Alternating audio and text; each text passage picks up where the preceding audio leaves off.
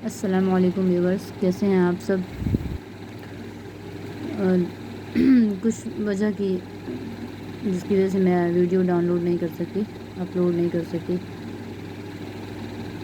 آج ہم پڑھیں گے فانی بدایونی کے بارے میں، جنہیں یاسیات کے امام کہا جاتا ہے اور قنوتی شاعر بھی کہتے ہیں۔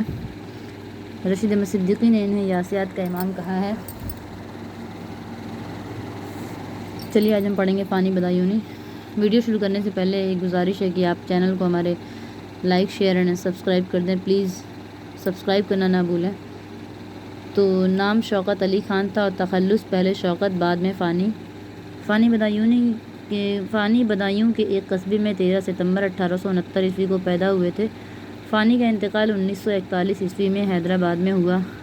فانی کے والد کا نام شفاعت علی خان تھا جو تھانے دار تھے۔ فانی کے جد اعلیٰ اصالت خان شاہ عالم بادشاہ دہلی کے زمانے میں کابل سے ہندوستان آئے۔ فانی کا خاندانی تعلق یوسف زئی افغانوں کے قبیلے عمر خیل سے تھا۔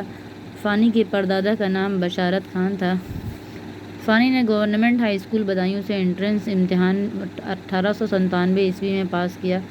فانی نے BA کی ڈگری بریلی کالج سے 1901 عیسوی میں حاصل کی۔ فانی نے علی گڑھ میں LLB میں 1906 عیسوی میں داخلہ لیا۔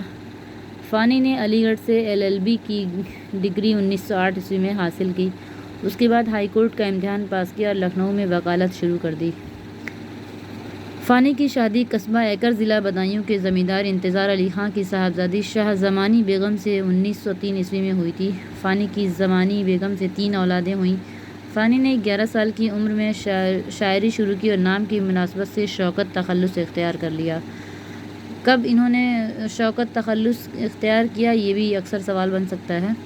فانی نے اپنی پہلی غزل 1890 عیسوی میں کہی جو رندانہ خیالات پر مشتمل تھی۔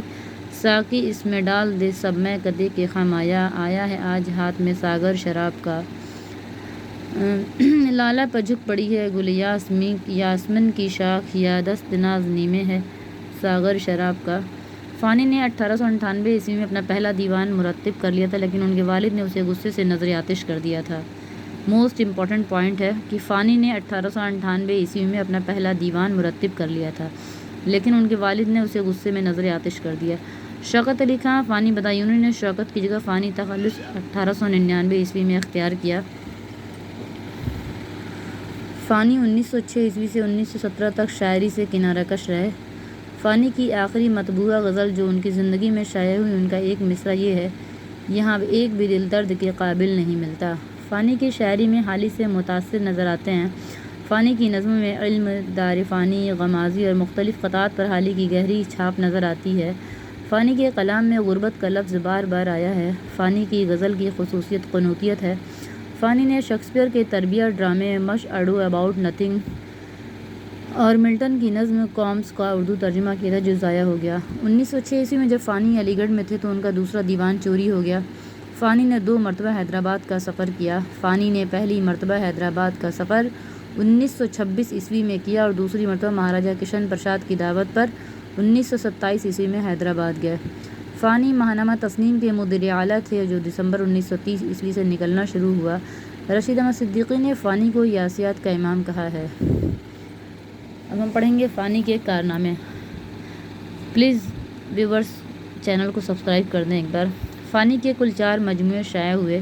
فانی کا پہلا مجموعہ کلام دیوان فانی نقیب پریس بدایوں سے 1921 عیسوی میں شائع ہوا۔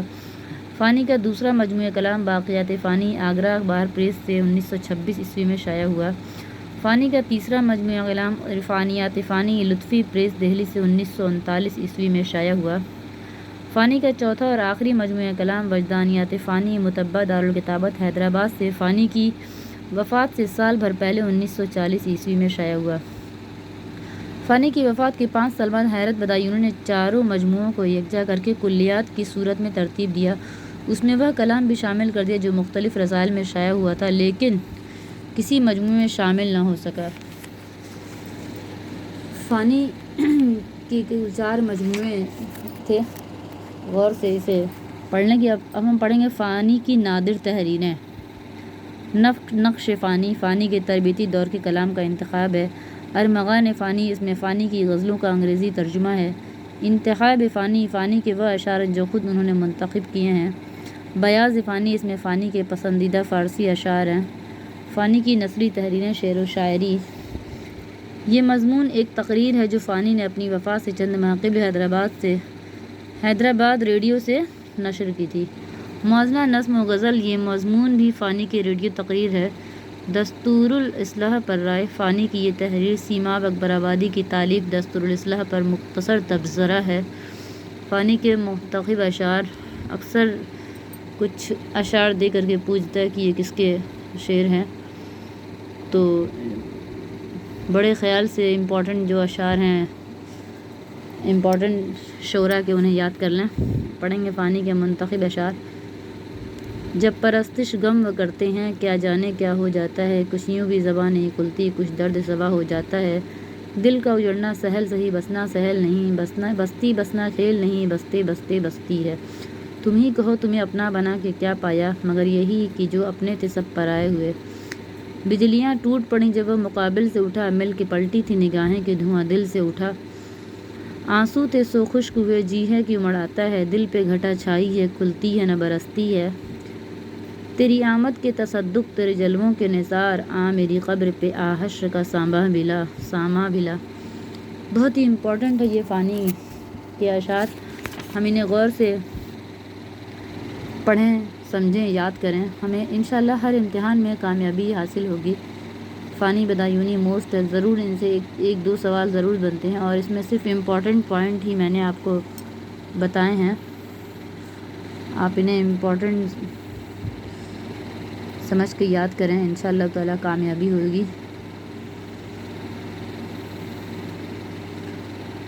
چلیے دوستو، یہ گزارش ہے کہ آپ میرے چینل کو لائک شیئر سبسکرائب کر دیں پلیز۔